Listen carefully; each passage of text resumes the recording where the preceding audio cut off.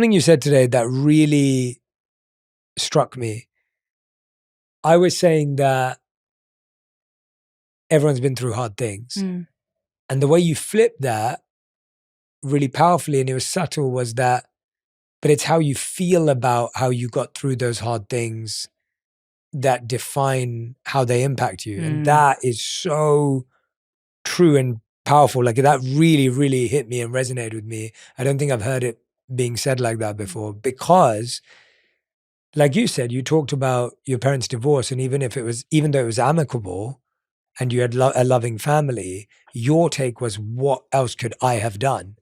So even though you've been through a hard thing, you see it as your fault in some way, or you see it as something you could have done better. And therefore thinking about that hard thing and getting through it doesn't make you feel stronger. It makes you feel weak and insignificant and whatever else you would use to describe yourself, because your memory of it and your story of it is, I failed. Yes. Your story of it isn't, I'm still alive and I still survived and I'm still good. And that is magnificent as a case study, because that's why people's difficult times don't inspire them, because their difficult times remind them that they're a failure. Yes. Because that's the story that they built around. Yes. And we also know that when you're remembering a memory, you're not actually remembering the first thing, the first time that it happened. Yeah. You're remembering the last memory you had of it. Yes. And this is why actually memory is so fallible. They've done some studies where they've looked at suggestion, and they've had people witness a crime, and then they get asked to report on the crime. And let's say there was a yellow car that was speeding by.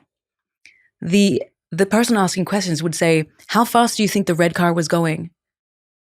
And because they're not thinking about the color of the car, they'll report a speed. And then the next time they ask them, that person will say, yeah, it was a red car. Yeah. And so we need to be so mindful every time we relive something. And this is why overthinking, resentment, complaining is so dangerous. We're rewiring this into our system, and also just remembering the last time we remembered it. But you know what's beautiful about that?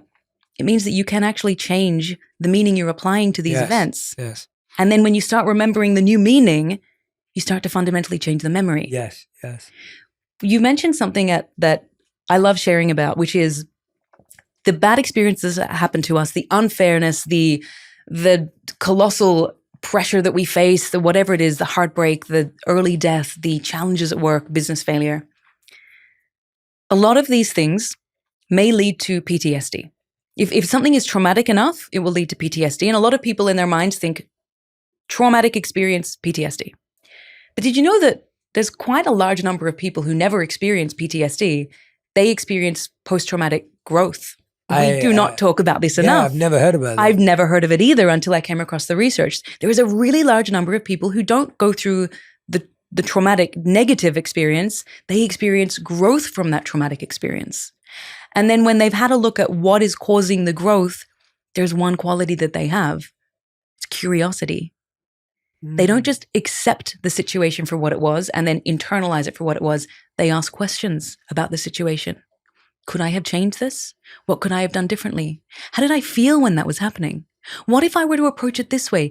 They go through almost a process of self-inquiry, almost like coaching themselves, to try and determine, okay, what actually happened and what was my function, and can I change my interpretation? And they use it to get better rather than become bitter.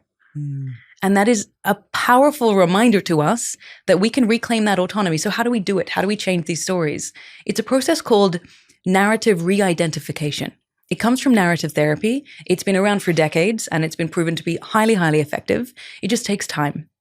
Essentially, what you want to do is determine what is the story you're telling yourself.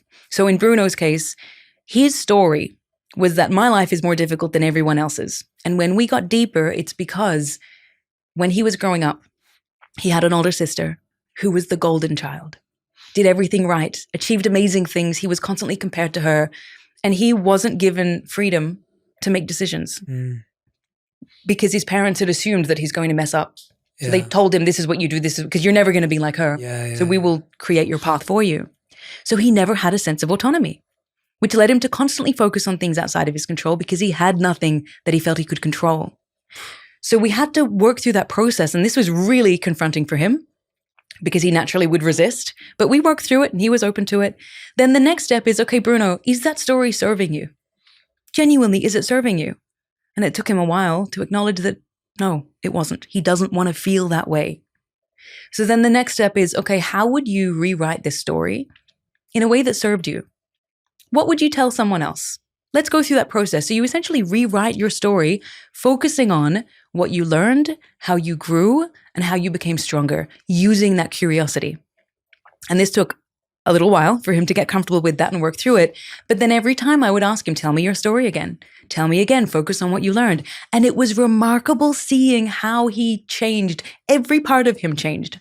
The way he would turn up, the way he initially would spend 5 minutes complaining at the beginning of a session to suddenly be smiling, sitting down, ready to get going. Mm-hmm. And this is because when you re-edit your narrative, now we're not saying you change the facts. You cannot change the facts. What has happened has happened. But studies have found that the real power comes not in changing the history, but in changing the meaning that you have applied to that, what it means for you, how you've interpreted it. Mm. And you can edit your story at any point in time, which is the most beautiful thing.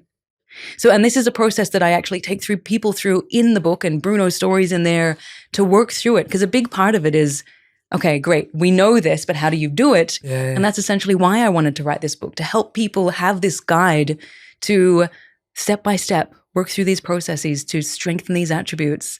And when you can do that for autonomy, you suddenly feel more personally powerful. Yeah, because we just make it out like everything's our fault. Completely. Or everything's out to get us. Yeah, yeah. And it's and there's enough evidence to prove that. Yes. If you're looking for it. Yes. We know that there's things we can control and there's things we can't control.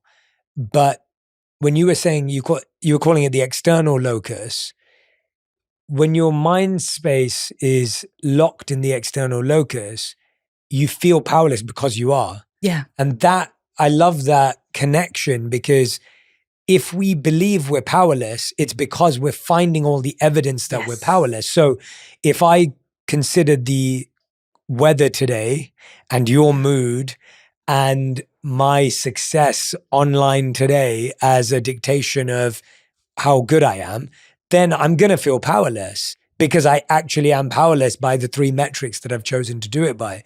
So it's not even that your story is inaccurate. Your story is just wrongly focused. Completely. Your attention is on the wrong thing. Yeah. And so just that simple shift back to say, okay, let me actually only measure myself by things I can control. And I don't know why we all believe that we can control someone else's mood, our boss's mood, the weather, the timeline, the schedule. Like, I just don't know why we feel so strongly that we can control the things we can't and that we can't control the things we can. Because it's easier to do that. It's much harder to focus on what we can control because then we feel empowered and we have to do something about it. Remember the brain? The brain likes certainty and it wants to use the least amount of effort possible.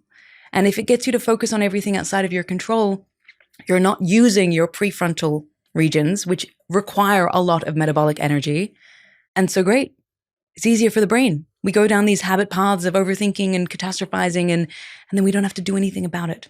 We don't have to take the step into discomfort. We don't have to risk the rejection or the criticism by trying the thing. There's this beautiful analogy of a cow and a bison, which I came across and I loved, and I had to put it in the book, and I want to share it because it's very short, but it's so poignant to what we're talking about. So cows and bison are very similar in terms of, their animal history. Very, very similar. They're cousins in the animal world, but they have a very, very different approach to how they weather storms and challenges that they might experience, like a physical storm. So cows have been observed to huddle together, usually under a tree, but also they generally walk away from the storm. So they'll walk with the wind. And then what happens is they end up receiving the brunt of the storm when the storm eventually catches up to them. Bison, on the other hand, have been observed to walk towards a storm. They walk into the wind, which counterintuitively means they generally pass the brunt of the storm. They get through it much quicker. So what is the insight that we learn from this? Well, there are 2 mindsets. There is the bison mindset, where you see the bad thing, you acknowledge the bad thing, you approach the bad thing, knowing that there's light on the other side. Or the cow mindset. You avoid the bad thing, you run away from the bad thing, you don't want to own up to the bad thing or take ownership over it, you run away, and then it'll just get worse and worse and worse. Some people don't like thinking of themselves as a cow, so you can think of something else, some other animal, a gazelle, a Labrador, whatever it is. But we need to be asking, how do Yeah. we embody more of that bison mindset? Yeah. How do we just acknowledge, life is hard. Life is really hard, and you get to choose how you're going to show up to that hard. Are you going to try and avoid it? Because what we also know, part of this pillar is recognizing that the more you expose yourself to hard things. So this goes back to your story, Jay, about how you just embrace the discomfort and now you love it. The more you can expose yourself to discomfort. So when we're experiencing discomfort, it's the brain's way of telling us, hey, this is uncertain. I don't like it. Go back and play it safe, because then I don't have to use as much energy, right? But if you can acknowledge that that discomfort is often what triggers neurotrophins in the brain, which are these proteins that help us learn things and develop new pathways in the brain. And it's through discomfort that we get that way. And that's why learning something new is uncomfortable, because it's triggering parts in the brain. Yeah. But the more you do that, the easier it gets. And then that initial discomfort is so much less the next time, and then less the next time. You almost reinterpret what you feel. Hey, I feel this way because I care. I feel this way because it's excitement, not fear. And that idea of being the bison, stepping into the discomfort, putting yourself out there. A lot of people talk about luck. Oh, I'm going to share one more story with you. It's from Christopher Nolan. It's such a good one. I love, Nolan's my favorite. Oh, brilliant. filmmaker, Okay, yeah. so you're gonna resonate with this. yeah. You're gonna resonate. So Christopher Nolan, for anyone not so familiar, he's the incredible director of Oppenheimer and Inception, and what else has he done? Dark Knight trilogy. Exactly. Yeah. Phenomenal. Prestige and Memento. and Ugh, goes on and he's on. brilliant. And a lot of people... Interstellar too. Oh, Interstellar, that's right. A lot of people will say he is phenomenally lucky with the weather when he shoots. Interesting. Okay. Phenomenally lucky, because I he's didn't know gotten this. some Tell me about this. incredible scenes with just the weather being exactly what it needed to be. Like there was this one scene in in Oppenheimer, where they were doing the detonation of the first nuclear bomb. And they had this incredible, dark, ominous storm that was rolling in. And they were able to film and get this incredible scene that created cinematic magic. There was so much drama. Now, Nolan, in interviews, he rejects the idea that he's lucky. He says, I am not lucky. I am incredibly unlucky. But we have made a pact and a commitment that when we go out there, we shoot no matter what the weather conditions are. Oh, interesting. And that allows us to capitalize when the right weather is there. Wow. So what is the lesson that we take from this?